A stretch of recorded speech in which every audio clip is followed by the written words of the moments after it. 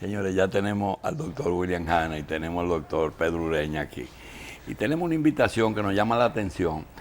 El doctor Ureña es médico de médicos aquí en República Dominicana, que es una profesión adicional, una especialidad adicional. Médico de médicos. Sí, pero el doctor Hanna tiene un médico en Florida que es médico de médicos y viene pronto, va a presentar un libro que tiene un título muy subjetivo. Doctor Ureña, usted tiene que ir a esto porque parece que estamos volviendo a los remedios de la abuelita. Así.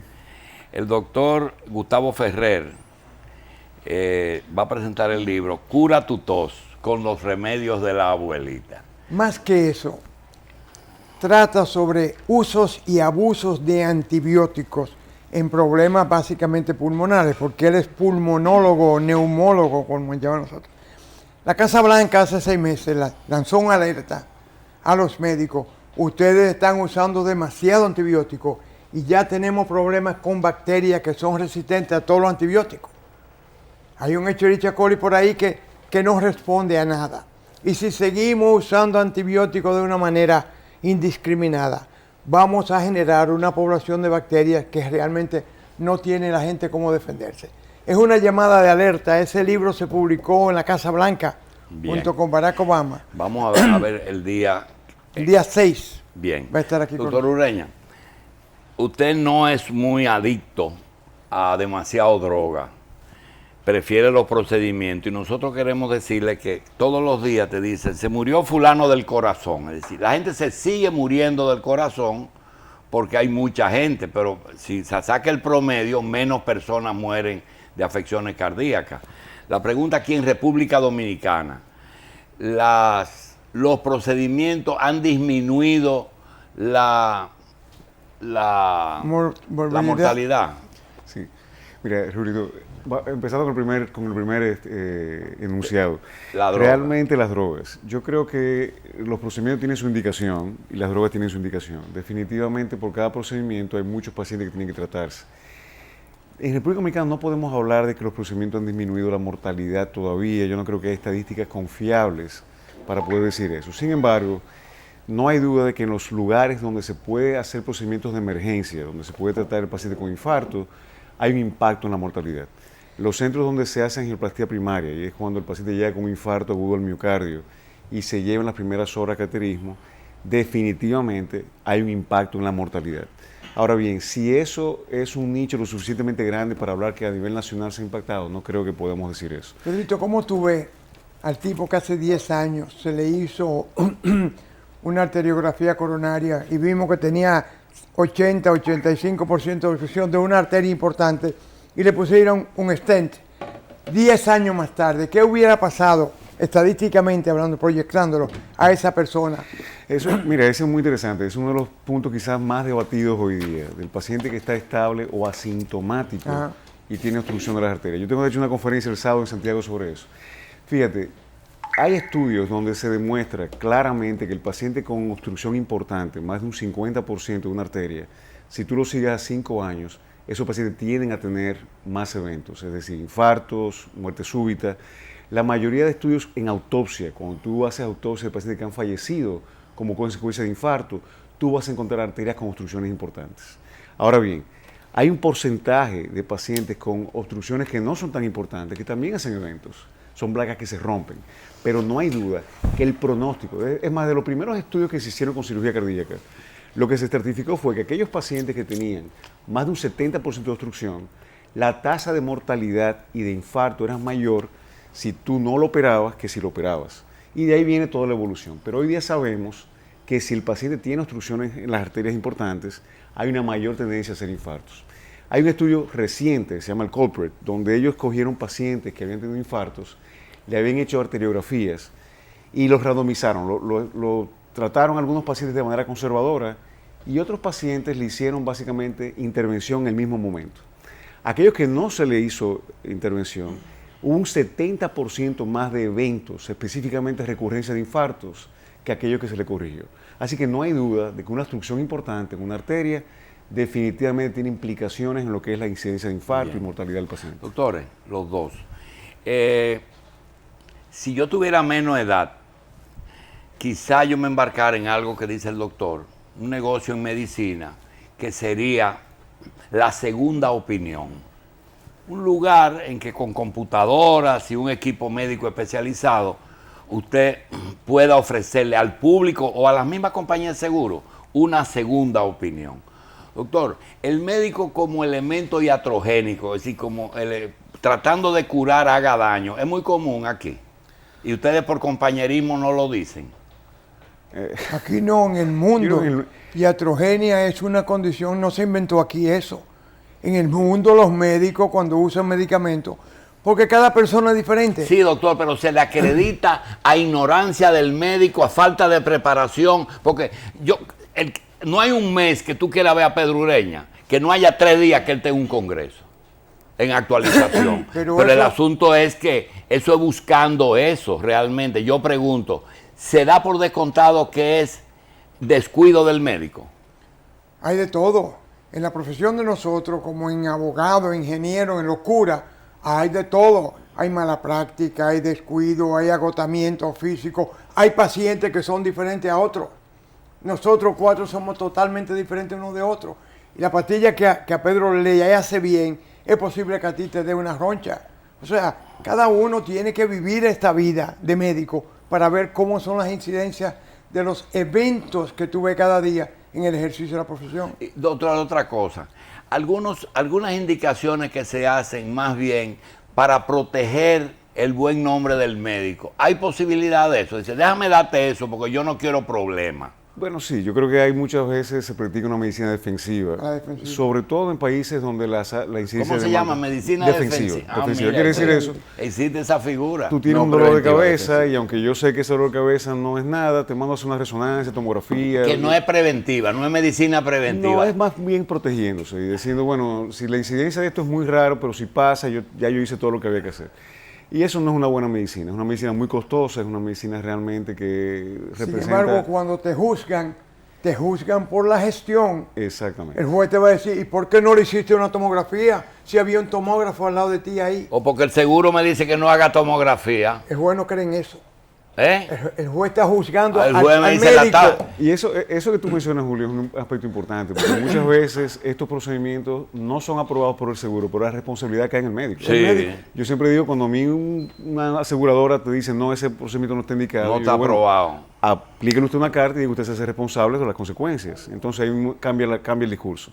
O sea que definitivamente debería haber una responsabilidad compartida cuando son procedimientos donde no son aprobados por las aseguradoras.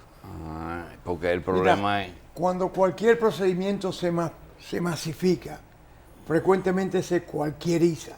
Y tú ves gente indicando procedimientos de lo que ellos no tienen control. Y las compañías de seguro lo saben. ¿Qué hace un podólogo indicando una colonoscopía? ¿Qué hace un podólogo indicando una arteriografía coronaria? Vamos a decir un dermatólogo o lo que tú quieras. Bueno, pues entonces también hay mecanismos de defensa. La ley también observa eso. Doctor, y él contó. Dice, yo tengo un seguro bueno, que yo no le he dado duro este año. Yo voy a hacer un contó. Puede ser que eso sea un chequeo anual. Y puede ser bueno para los dos, para la compañía, para el médico y para el paciente. Si eso es una vez al año. Pero, oye, yo vi una señora de 82 años que tiene 3 meses que no puede caminar por las rodillas. Y digo, vamos a hacerte una radiografía porque a la gente le gusta. Me dice, doctor, ay no, mándeme una resonancia, ¿cómo es la vaina esa? Sí. Entonces la gente también aquí pasó del límite de lo que espera del médico y de lo que quiere en cada procedimiento. Pero el chequeo preventivo es importante. Yo creo que esa pregunta de Julio es muy importante. No hay duda de que una evaluación preventiva una vez al año, como bien William dice, es donde muchas veces podemos detectar cosas que de lo contrario no hay forma de detectarlo, porque la mayoría de los síndromes, y vamos a hablar ya a nivel cardiovascular, son asintomáticos, el paciente no siente nada.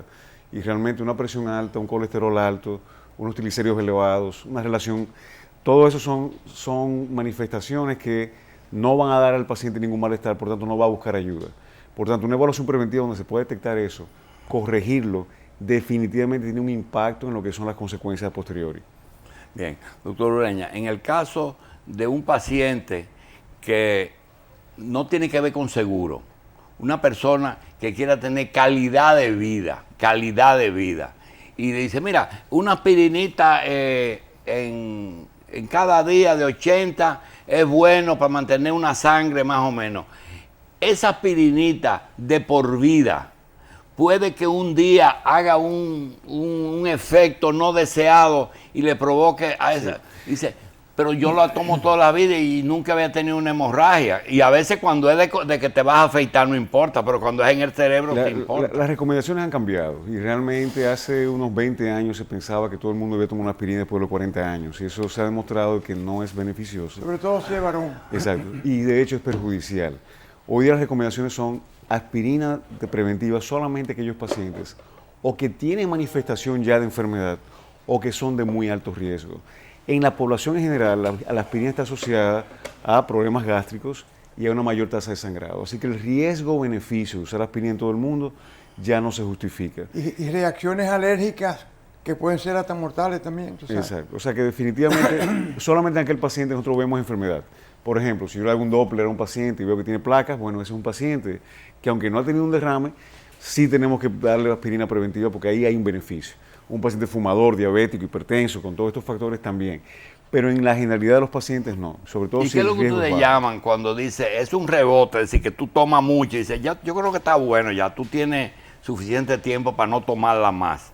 ¿Qué es lo que ustedes le dicen rebote? Que cuando la suspende puede ocurrir algo. En el caso de la aspirina, sí. No realmente. No, en el caso de la aspirina no. Hay medicamentos contra la presión que sí pueden producir un rebote, que usted lo para y la presión se dispara. En el caso de la aspirina no se conoce ese fenómeno de rebote como tal. Sin embargo, si el paciente tiene enfermedad, vamos a específicamente, por ejemplo, paciente que tiene enfermedad coronaria o ha tenido un stent, no se recomienda para la aspirina porque en el momento que tú la paras, pues obviamente hay una agregación plaquetaria. No lo vamos a llamar como rebote, pero sí hay una mayor tendencia que pueda formar coágulos. Así que en el paciente que tiene ya una condición, se recomienda no suspender la aspirina. Doctor, y esa aspirina que tomábamos en el pasado para un dolor de cabeza, ¿qué diferencia tiene con la chiquita de 80? Aquella era de 325 miligramos, 4 veces la concentración de ácido acetilsalicílico de lo que tiene la aspirina de cardiovascular. Y la diferencia, bueno, en ese mismo sentido, es que en el caso de lo que uno quiere lograr con 81 miligramos es un efecto de inhibir las plaquetas, que no se agreguen, y hasta cierto punto de inhibir lo que sería un efecto vasoconstrictor. Cuando uno usa una dosis muy alta, tiene el efecto de las plaquetas, pero también tiene un efecto más allá de eso, en una sustancia llamada prostaglandinas, donde produce también vasoconstricción y produce efectos adversos mayores. Por eso, en prevención y en terapia ya a largo plazo, lo recomendable es de 81 a 100 miligramos, no pasar de ahí.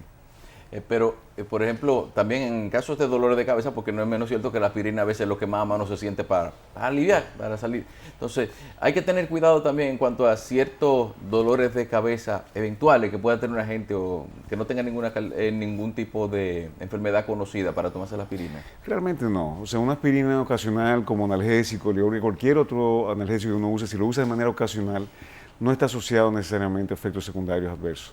Cuando lo usamos de manera consistente y frecuente, entonces sí hay otros efectos. Yo supe de un caso de un señor que tuvo un dolor de cabeza que era un pequeño ACV, que no era una cosa que quizá a la cual él pudiese haber sobrevivido si no se hubiera tomado la aspirina, que fue lo que tuvo más a mano. Entonces, eso también puede ser una de las consecuencias indeseadas de tomar eso. Bueno, si tiene un accidente cerebrovascular hemorrágico y toma aspirina, pues obviamente la aspirina, un anticoagulante, podría empeorar la hemorragia. Pero eso, manifestarse como un dolor de cabeza leve no es lo usual, o sea que realmente sería muy atípico esa manifestación. Esa pastillita de 80, ¿puede dar algún problema estomacal? Sí. ¿Y que ustedes cómo lo sustituyen? Bueno, realmente cuando tratamos de usar lo que sería con cubierta entérica, que te da un poquito más de protección, y en la generalidad de los casos usamos protectores gástricos, sobre todo si el paciente tiene antecedentes de úlcera o gastritis. Doctor, cuando nosotros comenzamos a estudiar medicina, yo recuerdo que la edad promedio de vida era de 54 años. Hoy es de 74. Mi pregunta es, en esos 50 años, esos 20 años que le ha ganado el hombre a la supervivencia, ¿en cuánto se debe a los avances cardiovasculares solamente? No, realmente yo te diría que probablemente la mayor incidencia tiene que ver con los avances cardiovasculares, pero hay muchos otros aspectos también que tienen mucho que ver. Definitivamente tenemos un mejor aspecto nutricional, tenemos una mejor terapia preventiva, hoy día las infecciones se controlan de manera mucho más efectiva, o sea que hay muchos aspectos que están influyendo en esa mayor juegan un sobrevivencia. rol importante también. Pero el cáncer y el corazón son las dos cosas que matan a la gente. Definitivamente. A medida que la población va envejeciendo, y eso es lo que se conoce hoy día como la transición epidemiológica, los países van pasando por diferentes etapas en cuanto a causa de mortalidad. Y a medida que vamos avanzando en desarrollo, a medida que la industrialización va tomando cuerpo en una sociedad, pues entonces van apareciendo lo que son enfermedades crónicas. Y las enfermedades crónicas por excelencia son corazón y cáncer. Entonces estamos ya viviendo eso, ¿no? República Dominicana, a pesar de ser un país pobre, tiene una alta incidencia de enfermedades de países desarrollados, que son específicamente el cáncer y el corazón, que son precisamente las más costosas. Si usted va al consultorio del doctor Ureña o al consultorio del doctor Hanna, se encuentra que el promedio de edad de los pacientes que están esperando sobrepasa los 50 años, la mayoría, que es natural en las especialidades de ellos. Doctor, esas quejas, inclusive usted conversa con ellos y te plantean este problema, el trabajo. Es decir, el hombre después de los 50 años no consigue trabajo. No lo consigue, nadie quiere gente de 50 años. ¿Qué se puede hacer? Porque también los jóvenes quieren los trabajos de los viejos. ¿Cómo uno maneja eso, doctor? Mira, en todas las consultas que tú vas a ver, va a haber una población adulto mayor que ha hecho conciencia de lo que es salud. Hasta los 40, 45 años tú no piensas en salud, te da gripe, te puede caer, te rompe un tobillo jugando pelota, pero enfermedad, tú comienzas a pensar en eso cuando te levantas de noche a orinar, ya el flujo no es tan bueno, cuando te cansas haciendo ejercicio. Entonces busca el consejo del médico. El hombre de los 50 años en adelante cuando más consume. Tú le vendes seguro de salud a una persona y los primeros 30 años no consume nada. Se hace un colesterol una vez al año. No, termina que no te venden el seguro Ahora, de salud. en los últimos 5 años de vida, tú consumes el 90 o el 100 o el 110% de la cobertura de ese seguro. Eso en el mundo entero. Y ahora, en la medida que la población se hace más vieja y nace menos niños y la gente envejece más, pues tú vas a ver más de eso. Parkinson, accidente cerebrovascular, Alzheimer, trombosis, son las cosas que tienen hoy al mundo en alerta. Los organismos internacionales tienen dos preocupaciones. La primera es que el mundo tiene demasiadas personas que hay que darle comida. 8.000 millones. 7.000 millones y vamos para 8. Entonces ellos han buscado dos soluciones. Menos nacimiento y quisieran que los viejos se vayan primero, pero hay un problema. Los ricos viejos invierten en investigación para ellos vivir más. Es decir, tú no puedes decir Carlos Slim está invirtiendo para él, no, está invirtiendo para todos los viejos. Entonces, ¿cómo se puede lograr que ese equilibrio, que el mundo siga viviendo, que se siga aumentando porque se va a seguir aumentando, sin tener que matar a los viejos y evitar que los jóvenes nazcan? Mira, para el 2050 se estima que la población anciana, por encima de 65 años, por primera vez en la historia de la humanidad, va a sobrepasar a la infante, es decir, a los niños. Va a haber más viejos que niños. Mucho más ancianos que niños. Y eso, no hay duda que es lo que le llamamos la pirámide poblacional, está cambiando de una manera dramática. Y en gran parte es a eso que estamos hablando, Pero los ya avances hoy de la en medicina. España se venden más Pampers de adultos que de niños. Definitivamente. Y eso es una problemática hasta cierto punto, pero qué buena problemática de tener, que estamos viviendo más y con mejor calidad, porque no solamente es que las personas están viviendo más años, sino que están alcanzando una mayor edad con una mejor calidad de vida. Y no hay duda de que un mejor conocimiento, una mejor prevención, todos estos avances son los que están llevando a eso. ¿Cómo resolveremos esa problemática? Realmente esa es la gran pregunta. O sea, ¿cómo se pueden invertir o que los recursos realmente no agobien una sociedad en base a lo que es el cuidado de salud? Y eso es lo que están enfrentando los países desarrollados hoy día. Los principales problemas ahora mismo en la seguridad social en Europa tienen que ver precisamente con el cuidado de la población envejeciente, que requieren mucha inversión, que tienen problemas que son de muy alto costo y que definitivamente hay que tratarlos porque son ciudadanos, ¿verdad? Y tienen el derecho. Julio, en estos días la doctora Daisy Acosta, que es geriatra y neuróloga, habló de crear un banco de cerebro y la gente comenzó a llamar, mira que le van a sacar el cerebro. No.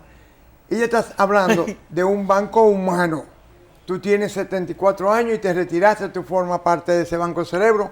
Cuando alguien quiere instalar un programa, aquí vino una señora que quería poner una carnicería bonita y diferente. fue a la embajada de Francia y le mandaron un carnicero que usa tuxedo, smoking, y le dice cómo se corta, cómo se presenta, cómo se hace en Francia. Entonces la gente está loca de que un banco de cerebro, le van a quitar el cerebro a la gente en la calle para ponerlo en un banco. No, es un banco de habilidades cerebrales, de aportar la experiencia. Claro, y con eso mismo se hace con las personas mayores. Tú lo pones en un dogout y lo llamas, mira, que hay un problema eléctrico en tal parte, ve a ver si tú lo aconsejas. Es indudable que la seguridad social fue una conquista aquí en todas partes. Es decir, la tendencia a que todo ser humano vivo tenga derecho a la salud. Sin embargo, tiene el problema de que hemos dicho, tiene precio. No tiene precio, pero tiene costo, tiene un costo. ¿Hasta dónde compite la buena salud con la eficiencia económica de la seguridad social? En que y que la gente entienda que eso es algo que ellos tienen que proteger y hacer que los otros ganen, aunque le duela. Fíjate, Julito, te voy a dar una opinión muy personal y yo creo que, y quiero estar muy claro en esto, una opinión muy personal sobre lo que está pasando con nuestra seguridad social. Como tú bien dices, para mí es la principal conquista que hemos tenido en muchas décadas como sociedad. Sin embargo, a mí me preocupa mucho que nuestra seguridad social, más que una seguridad social orientada a salud, está orientada hacia lo que es las finanzas. Y eso hasta cierto punto tiene un doble entorno. En otras palabras, si bien es cierto que tiene un costo, pero cuando lo que prima el cuidado es el costo, la calidad del servicio sufre. En otras palabras, si lo que yo estoy buscando es quién me lo hace más barato, yo no estoy buscando quién me lo hace mejor. Y eso en ese sentido es un problema que estamos enfrentando hoy día, donde estamos viendo cómo la mayoría de servicios se están derivando incluso hacia el sector público. Las ARS hoy día, a los pacientes que no tienen un seguro muy alto exclusivo, lo desvían hacia el sector público. ¿Y el sector público qué tiene? Hasta cierto punto, como diríamos, el gobierno está subsidiando las ARS, porque cuando tú tienes un subsidio que le pagas a un hospital, no hay forma que ese hospital y una clínica puedan competir al mismo nivel. Entonces, ¿quién está sufriendo eso? La población. Entonces, yo creo que realmente hay que darle un giro. Si bien es cierto que hay un costo, y hay un costo justo, no es justo que realmente lo que estemos buscando es, sin importar la calidad, porque yo diría, ¿quién me lo hace más barato pero con ciertos estándares? Debería ser lo que prima. Aquí no estamos hablando de eso. ¿Quién me lo hace más barato y punto? Y en ese sentido estamos viendo nuestras transversaciones tremendas en lo que se está haciendo en prácticamente todos los servicios. Esas son las quejas de los cardiólogos, son las quejas de los ortopedas, son las quejas de los... O sea, estamos viendo esto de una forma impactante. Pero y creo que eso, al final, puede impactar de manera muy negativa cómo venía evolucionando la medicina dominicana en los últimos años. Sí, pero tú tienes el caso de del 911, que ha solucionado muchísimos problemas, pero resulta que aquí hay gente que habla en el 911 para que no me traiga pacientes del 911 de emergencia. Dice, no me traiga aquí eso, llévalo a tal sitio. Mira, el gran problema de nosotros es que cuando hablamos de seguridad social, solamente vemos salud. Solamente vemos salud. Tú no hablas de los riesgos laborales, accidentes de trabajo, cómo eso se compensa y se pensiona y se lleva hasta la muerte. Tú no hablas de pensiones heredadas por la familia que lo creó la seguridad social. Tú no hablas de estancias infantiles para niños de 45 días de nacido hasta 5 años, que crea una estabilidad entre las clases pobres y la clase media.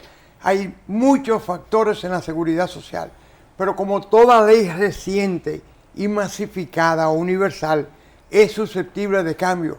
Lo que pasa es que aquí las personas que tienen que cambiar y modificar eso no están en eso. No están en eso. Doctor, están cobrando 250, 300 mil pesos. Usted tiene la suerte de que usted ha entendido eso. Y aunque no hace eso que yo voy a decir, usted lo ha entendido, que es que cuando se diseña la seguridad social, tú notas que las pensiones, que era un problema enorme, es decir, cuando te toca una pensión, y hoy llegan a 400 mil millones. Claro. Y tú dices, ¿y esos 400 mil millones están en rojo, porque no da para pensionar toda esa gente ya? La pregunta es la siguiente. No se ha hecho un estudio actuarial de eso. Muy bien, todavía no. Pero están ahí. Pero lo primero que funcionó fue la pensión. Al mes teníamos el proyecto aprobado, porque todas estas modificaciones sociales están hechas al servicio del beneficio particular de ciertos núcleos. Y si no hubiera sido por eso, la banca dominicana estuviera en el suelo. Oye, si no hubiera sido por esos 400 mil millones de pesos que están ahí para estabilizar la banca, aquí hubieran quebrado la mitad de los bancos dominicanos. Piénsalo bien. Pero ya las ERES están en el mismo camino.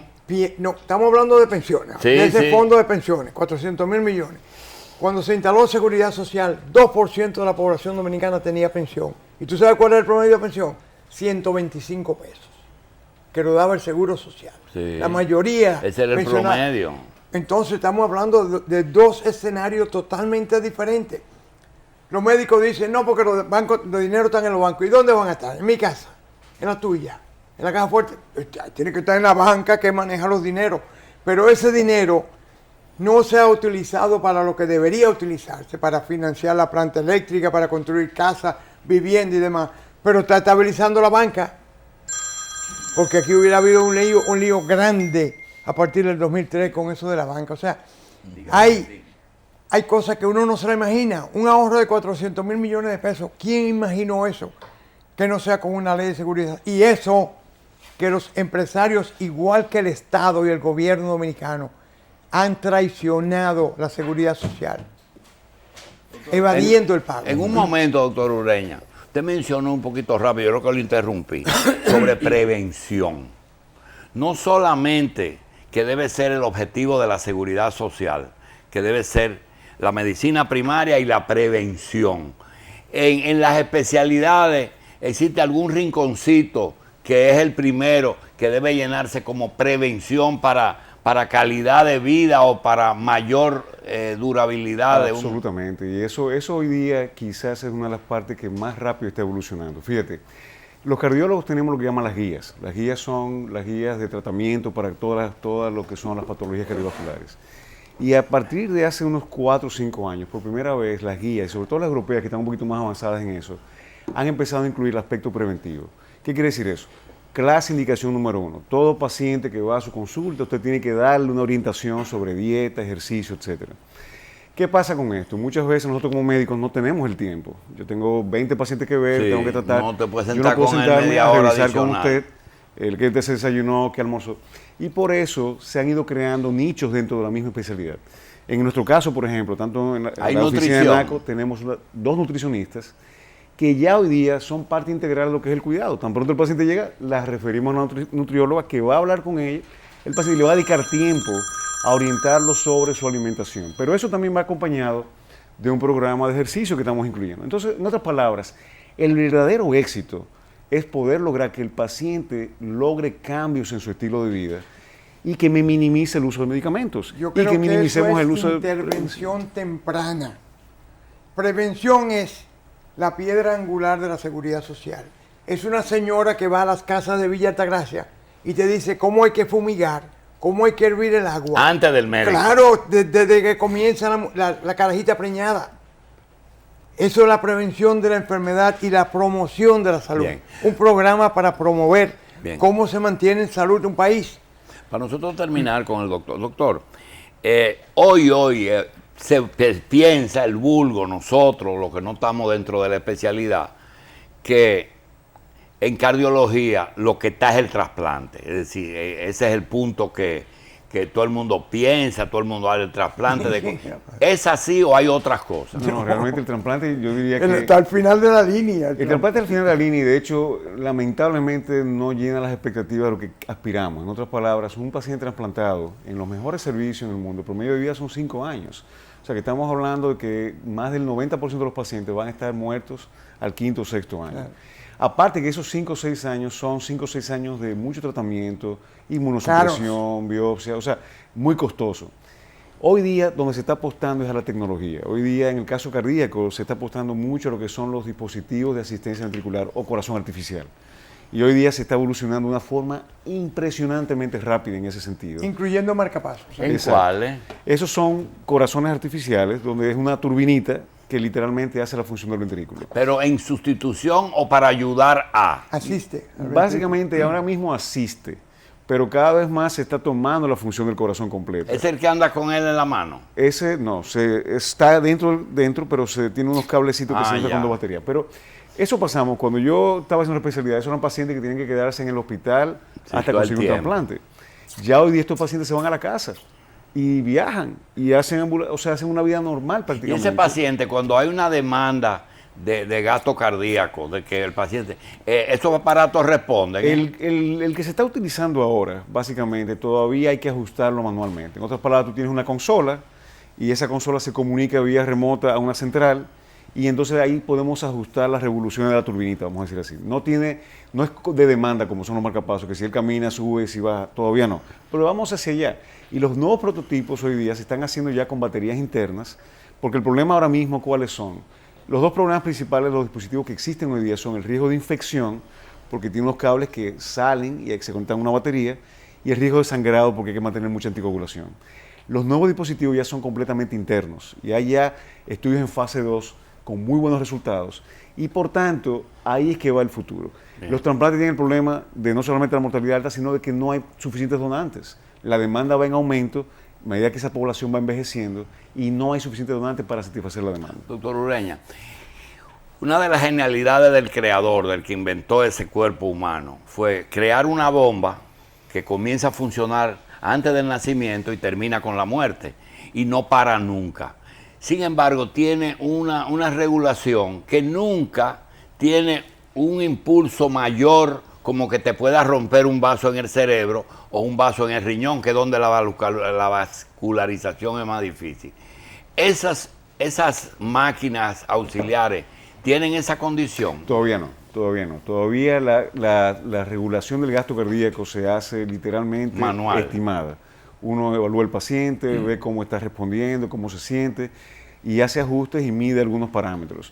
Pero no tenemos esa cuestión de sensores. Eso es pecata minuta. Pero el marcapaso lo hace, claro, pero el marcapaso sí te aumenta y te disminuye. Exacto, estamos viendo la primera generación de estos dispositivos. Claro. Créeme que eso en unos años vamos a verlo, sobre todo porque la tecnología tiene la ventaja hoy día de que avanza de una manera tan rápida. Sí. Y esa tecnología aplicada en medicina, esperemos ver en pocos años ya estos tipos de regulación automatizada, donde se adapte a lo que son los requerimientos del paciente. La pérdida de peso rápida, es decir, mediante cirugías, o que es un caso extremo, o mediante algún tipo de tratamiento, eso puede traer problemas cardíacos, en el entendido de que quizás el corazón se habitúa mucho a un cuerpo, a irrigar un cuerpo de un volumen determinado y de repente se reduce. Fíjate, cuando hablamos de otro tratamiento, si es pérdida de peso con tratamiento, sí puede haber problemas cardíacos. Muchos de los anorexígenos, es decir, pastillas para quitar el apetito, tienen efectos negativos a nivel cardiovascular. Con la cirugía realmente no se ha demostrado ningún efecto dañino, al contrario, se ha demostrado beneficio. Hoy día la banda gástrica, hay muy buenos estudios a nivel de poblaciones con problemas cardiovasculares, diabetes, donde hay un beneficio. Así que depende del tipo de pérdida de peso, cómo se hace, va a tener o no un efecto beneficioso o deleterio. Pero en general, cuando nosotros hacemos una dieta a un paciente, nuestra nutrióloga hace una dieta a un paciente, lo que preferimos es una pérdida de peso paulatina y progresiva, porque usualmente es más sostenible y usualmente más fácil llevar para el paciente y hay menos chances de rebote, porque ahí sí hay muchos rebotes. Cuando tú pierdes mucho peso rápido, excepto la cirugía, los chances de volver otra vez a cogerlo son muy Hay más problemas con el yo-yo. Exacto. El que pierde 20 libras y sube 35, pierde 15 y sube 20, que el que lo va perdiendo. Doctor, usted acaba de decir que todavía el trasplante en corazón hay que pensarlo, pero ha tenido acceso a centros de trasplante. Cuando usted lee en la prensa dominicana que cogen una niña y le sacan el corazón y le sacan los órganos para trasplantarlo de una manera de emergencia, ¿usted qué piensa? ¿Eso es posible? Sabiendo uno todas las cosas que hay que hacer. Fíjate. ¿Y quién debe hacerlo? Lamentablemente yo diría que todo es posible. Poco probable, pero todo es posible. O sea, realmente hay que ver en gran parte cómo surge este interrogante. Pero no es probable, porque realmente la tecnología que se necesita, el aparataje para hacer un trasplante, para que sea exitoso, sí requiere realmente ciertas condiciones. Sin embargo, no hay duda de que a nivel mundial ha habido tráfico de órganos, y eso es algo que se conoce. Pero para trasplante. Para trasplante, definitivamente. Pero oye, si yo fuera trasplantólogo y tuviera en ese negocio, yo buscaría un adulto. Tiene que matar a la niña. Yo mataría al adulto para coger riñones maduros, hígado bueno, pulmones sanos. O sea, no tiene sentido. Le está trasplantando órganos viejos, doctor. No, órganos maduros. Como la ovejita Dolly que le estaban trasplantando. No. Tú vienes ahora mismo que está en insuficiencia renal y tu hijo de 28 años, 30 años, Ya. que date un riñón y te lo ponen bien y dura una eternidad. Aquí hay un jugador de golf que le han hecho 2 trasplantes cardíacos. No, hay En esta- también una parte ética, doctor, y es que cuando usted leyó que en las selvas de Colombia habían químicos y científicos que elaboraban Criando drogas y cosas y la convertían en productos hasta farmacéuticos. Hay gente para todo y uno se pregunta, pero un trasplantólogo que conoce que hay que estudiar el donante y el receptor, que hay que hacer estudios de compatibilidad. No es verdad que agarran una muchachita por un brazo y van y le sacan. Es difícil de creer lo que usted dice. Todo es posible, pero es difícil de digerir. Mira, Doctor, uno de los problemas grandes que tiene este país, donde se mueren de 13 a 15 motoristas jóvenes cada día en accidentes, y todos esos órganos se pierden. Se pierden porque no hay tipificación nacional, No hay un donación censo, previa tampoco. Los hospitales no están preparados, no tienen una lista de espera. A veces muere una persona en Sedimar o en Plaza de la Salud, rápidamente los familiares dicen que sí, que cojan los órganos, y se produce quizás uno o quizás 2 trasplantes. Pero la gran mayoría de órganos aquí se pierde. Bien. No es que no hay órganos. Pero, se espérate, pierden. pero, hoy doctor, aparece. hay muchos de esos muertos que también tienen una ingesta alcohólica. El alcohólico puede ser un buen donante. Eso no es el problema. No, ese de no. un riñón Ese no. o de un Señores, hígado. hoy aparece en la prensa un padre con 2 madres. ¿Qué estaban diciendo ahí, doctor? Un caso de genética. Creo que fue en el 90 que Clinton dio a conocer que Ah, habían el abierto un mapa. cromosoma y que ya tenían lo que era el genoma, toda la cadena de aminoácidos que constituye el ADN. Y aquí hablamos que si tiene anemia falciforme o falsemia, Sí. que es un problema de una parte de la cadena, Que tú se puedes hereda. con un soldador quitar eso ahí y poner lo que se necesita. En Jurassic Park cogieron el genoma de una mosca que había picado a un dinosaurio, eso en ficción, y le faltaba una parte de la cadena, entonces cogieron un sapo o un maco y le pusieron esa parte de la cadena e hicieron el dinosaurio. Ciencia ficción como Dick Tracy, pero ya Dick Tracy tú lo ves hablando Sí, por claro. teléfono. Y entonces hicieron eso mismo en México, no en Estados Unidos ni en España, en México. Una señora que había tenido 2 hijos que murieron de una enfermedad congénita debido a alteraciones en la secuencia de los Genoma. aminoácidos. Lograron tener una parte de esa secuencia del padre natural, una parte, otra parte de un donante y los elementos de la madre. Hicieron un huevo y tiene un niño de 5 meses. Sano. O sea, ya comenzó la soldadura de la cadena. Le quitan un pedazo ahí, le ponen la otra y te van a dar entonces un ser. Eso es manipulación. En cierta forma, sí. Sí, ¿verdad? sí, lo es, no lo es. es. Sí, es manipular. Genéticamente. No diferente que la fertilización in vitro, pero también es manipular. Y eso no se puede hacer con caracteres también de la persona. Llegaremos Coger a eso. uno inteligente y ponérselo a un bruto. Y blanco, rubio, bomboso, sí. Sí, toda Llegaremos a esa- eso. Un atleta. Tú y yo un- no vamos a estar aquí para ver No, eso, pero no, Pedrito, no excusamos. Pedrito lo Pedrito va a va a ver. estar. Doctor, gracias por estar aquí. Bueno, gracias y por- venga todos los días y fiestas de guardar. Gracias por invitarme, de verdad. Pedro Ureña, cardiólogo.